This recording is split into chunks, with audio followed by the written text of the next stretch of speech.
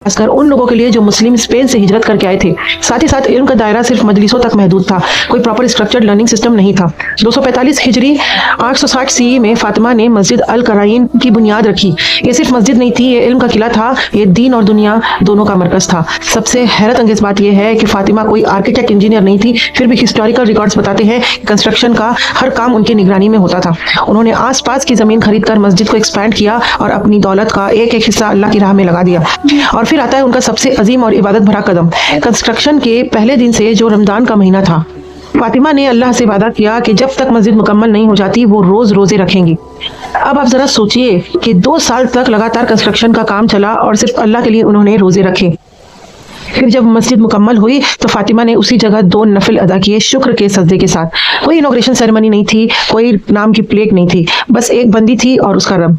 इसी मस्जिद में जन्म लिया अल कराइन यूनिवर्सिटी ने, जिसे बहुत से हिस्टोरियंस दुनिया की सबसे पुरानी और कंटिन्यूस चलने वाली डिग्री ग्रांटिंग यूनिवर्सिटी मानते हैं।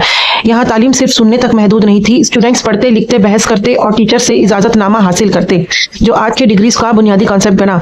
यहाँ मुस्लिम्स और नॉन मुस्लिम्स दोनों का वेलकम था। यहीं पढ़ने आए जर्बर्ट ऑफ ऑर्ने, जो कि बाद में पोप सिल्वेस्टर II बने, उन्होंने यहीं से अरेबिक न्यूमरल्स और जीरो का कॉन्सेप्ट सीख कर यूरोप पहुंचाया, जिसने पूरी वेस्टर्न साइंस को बदल दिया।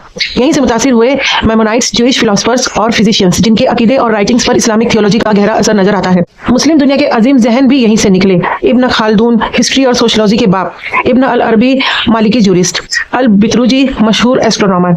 14th सेंचुरी तक अल कराइन के पास दुनिया की सबसे पुरानी लाइब्रेरीज में से एक मौजूद थी।